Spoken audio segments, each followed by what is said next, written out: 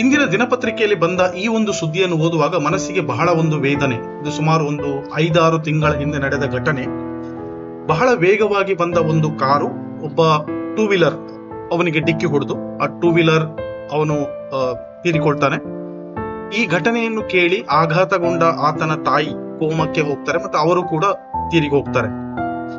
ಬಹಳ ದುರದೃಷ್ಟಕರವಾದ ಬಹಳ ಮನಸ್ಸಿಗೆ ನೋವು ಕೊಡುವಂತಹ ಈ ಘಟನೆ. ಇದು ಕೇವಲ ಒಂದು ಘಟನೆ ಮಾತ್ರವಲ್ಲ, ಬಹಳಷ್ಟು ಇಂತಹ ಘಟನೆಗಳು ಇತ್ತೀಚೆಗೆ ಬಹಳ ಸಂಭವಿಸ್ತಾ ಇದೆ.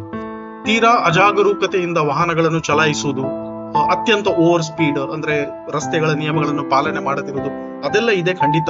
ಅದೇ ರೀತಿಯಲ್ಲಿ ತಾಳ್ಮೆ, ನಮ್ಮ ಈ ಚಾಲಕನ ಮನಸ್ಥಿತಿ ಅನ್ನೋದುಂಟಲ್ಲ, ಅದು ಬಹಳ ಮುಖ್ಯ ಪ್ರಭಾವವನ್ನು ಬೀರ್ತದೆ. ಚಾಲಕರು ಮಾಡುವ ತಪ್ಪಿನಿಂದ ಆಗುವಂತಹ ಅನಾಹುತಗಳು ಒಂದು ಕಡೆ ಆದ್ರೆ, ಇನ್ನೊಂದು ಕಡೆ ನಮ್ಮ ರಸ್ತೆಗಳ ಸ್ಥಿತಿ, ಅದು ದೇವರಿಗೆ ಪ್ರೀತಿ. ಅದು ಎಷ್ಟೋ ಲಕ್ಷಾಂತರ ರೂಪಾಯಿ ರೋಡ್ ಟ್ಯಾಕ್ಸ್ ಎಲ್ಲ ಸಂಗ್ರಹ ಆಗ್ತದೆ, ಆದ್ರೂ ನಮ್ಮ ಈ ರಸ್ತೆಗಳ ಅವ್ಯವಸ್ಥೆಯನ್ನು ನೋಡಿದ್ರೆ ಉಂಟಲ್ಲ, ಅದು ಬಹಳ ಮನಸ್ಸಿಗೆ ದುಃಖ ಆಗ್ತದೆ. ಸಂಬಂಧಪಟ್ಟ ಇಲಾಖೆಗಳಾಗ್ಲಿ, ಅಧಿಕಾರಿಗಳಾಗ್ಲಿ, ಜನಪ್ರತಿನಿಧಿಗಳಾಗ್ಲಿ, ಯಾರಿಗೂ ಕನಿಷ್ಠ ಸೌಜನ್ಯ ಅಥವಾ ಆತ್ಮಸಾಕ್ಷಿ.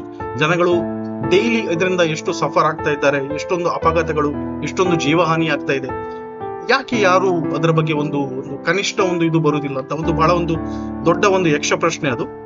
ಅದೇ ರೀತಿಯಲ್ಲಿ ನಮ್ಮ ಬಿಹೇವಿಯರ್ ಕೂಡ, ನಾನು ಈಗ ಮೊದಲೇ ಹೇಳಿದ ಹಾಗೆ ಪೇಷನ್ಸ್ ಇಲ್ಲ, ತಾಳ್ಮೆ ಇಲ್ಲ, ಬೇರೆಯವರ ಬಗ್ಗೆ ನಮ್ಗೆ ಕನಿಷ್ಠ ಇದು ಇಲ್ಲ, ಅನುಕಂಪನೆ ಇಲ್ಲ. ಒಟ್ಟಿನಲ್ಲಿ ನಾವು ಬೇಗ ಗುರಿ ಮುಟ್ಟಬೇಕು, ನಾವು ಸ್ಪೀಡ್ ಆಗಿ ಹೋಗ್ಬೇಕು. ಅದು ಕರ್ಕಶ ಹಾರ್ನ್ ಹಾಕೋದಾಗ್ಲಿ, ಸಿಕ್ಕಾಪಟ್ಟೆ ಈ ರೋಡ್ ರೇಜಸ್ ಅಂತ ಹೇಳ್ತೇವೆ, ಜನಗಳಿಗೆ ಈ ರೋಡ್ ಮಧ್ಯೆ ಆಗುವಂತಹ ವಾಗ್ವಾದಗಳು, ಗಲಾಟೆಗಳು. ಈಗ ನೀವು ವಿಡಿಯೋದಲ್ಲಿ ನೋಡ್ತಿರುವಂತಹ ಈ ರಸ್ತೆ, ಇದು ಯಾವುದೋ ಒಳ ರಸ್ತೆ ಅಥವಾ ಕಚ್ಚಾ ರಸ್ತೆ ಅಲ್ಲ, ಇದು ಸ್ಟೇಟ್ ಹೈವೇ ಆಕ್ಚುಲಿ.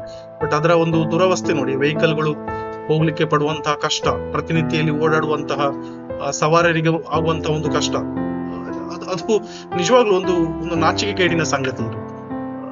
ಇದೆಲ್ಲ ನೋಡ್ತಾ ಇದ್ರೆ ನಿಜವಾಗಿ ನಾವು ಯಾಕೆ ಈ ರೀತಿ ವರ್ತಿಸ್ತಾ ಇದ್ದೇವೆ, ನಾವು ಯಾಕೆ ಹೀಗೆ ಆಗ್ತಾ ಇದ್ದೇವೆ ಎಂಬುದೊಂದು ದೊಡ್ಡ ಪ್ರಶ್ನೆಯಾಗಿ ಉಳಿಯುತ್ತದೆ.